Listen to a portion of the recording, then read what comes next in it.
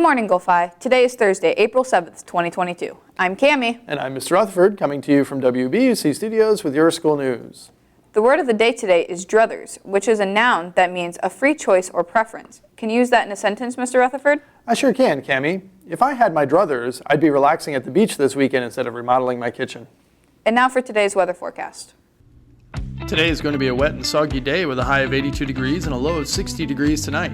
We have the possibility of severe weather later on in the afternoon, so please be careful on your way home today.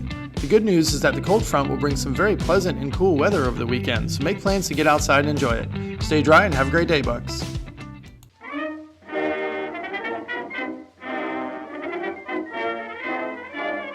Today in history. In 1979, Houston Astros pitcher Ken Forsch pitches a no-hitter nearly a year after his brother did the same thing, becoming the only brothers in baseball history to throw no-hitters. In 1970, John Wayne wins the Oscar for Best Actor. And in 1961, President John F. Kennedy lobbies Congress to help save historic sites in Egypt.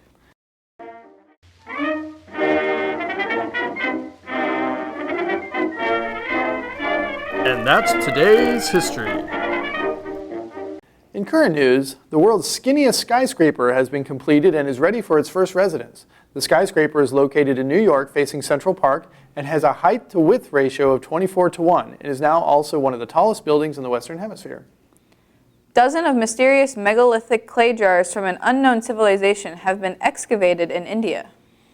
Opening day of baseball starts today, and the Atlanta Braves will be selling a specialty hamburger at their ballpark this season.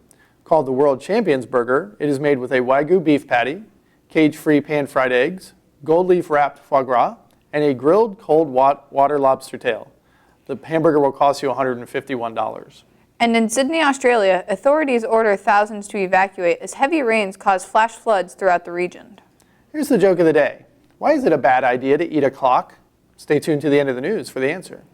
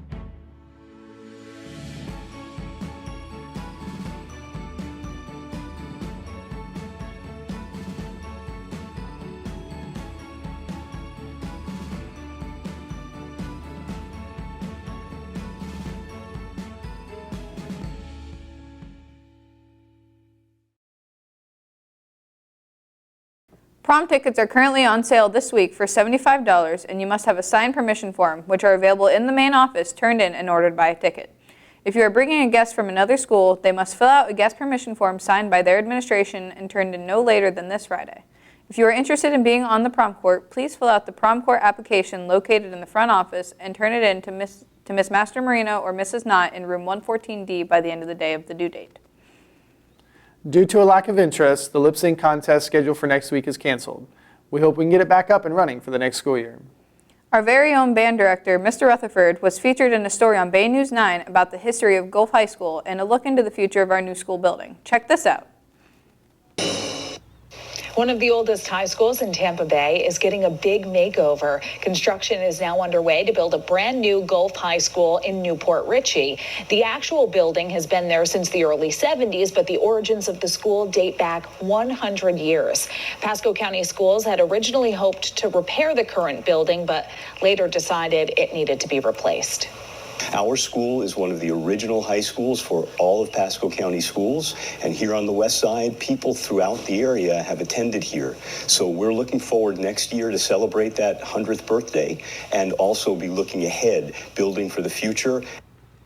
And here's a look at some renderings of what the new school will look like. It's a $58 million project. But alumni have lots of memories at the current school, which will eventually be demolished. Spectrum Bay News 9 reporter Tim Ronka spoke with one who walked the halls at Gulf High as a student and now as a longtime music teacher. Whenever you hear music coming from Gulf High School, it's usually led by Mr. Bill Rutherford.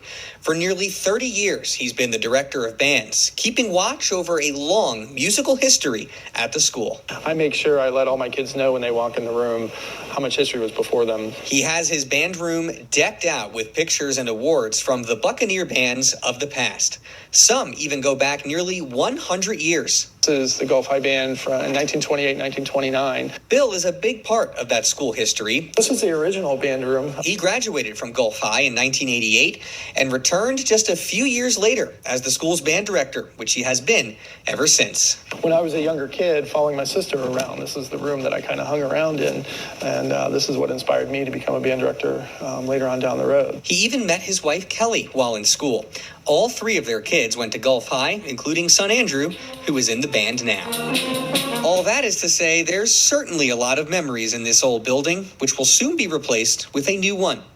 Bill says one area many will miss, this iconic ramp in the middle of the school, a place where generations of friends would meet between class. It's probably the part of Gulf High School that most of the alumni are kind of upset about losing, quite honestly. I mean, the stories that people tell about the ramp, the famous ramp, you hear that quite often from the alumni.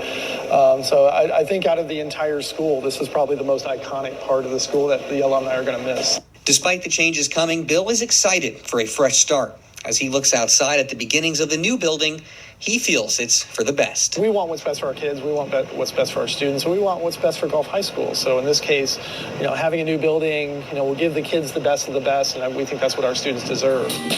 Bill's band room will still be there since it's in a newer wing of the school, though he's hoping for an upgrade or two. He plans on staying too, helping to keep the memories of the past while creating future ones at Gulf High. In Pasco County, Tim Ronka, Spectrum Bay News 9. Construction on the new school is expected to be completed in time for all students to be attending by fall of 2023.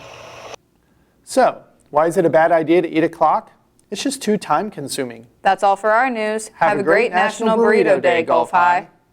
Yep, burritos as well. They're our signature item. That's what I wanted to make for you today, our Moab burrito, the mother of all burritos. I love that burrito. Have at it. What you got? Let's have it go. So we're going to grab one of our toasty tortillas right here. We're going to throw on some crispy tots. Lots of scrambled eggs, because it is Moab. I can tell this is not your first rodeo. Seriously, man. No. We could totally I may have hang made out. that many burritos, as many as we sell This is there. the start of our bromance. So we're going to load it up with some bacon, ham. You know what I love about this is that I get to actually see you make it, because usually I just see it in that nice, wrapping paper that you guys got. And I trust that it's delicious. But to see you make it in front of everybody, bro, that is next this is level. how it happens every day in every store. So we're making them fresh. These are not your factory burritos. They come. I'm surprised Chef wants to show you his grab and roll secret that up. technique. Now you're going to be I able to know. make it at home, but not as good probably. I'm just saying. No, those chefs in Look at Source. that. So look at that big, healthy, That's the hearty mother burrito. of all burritos.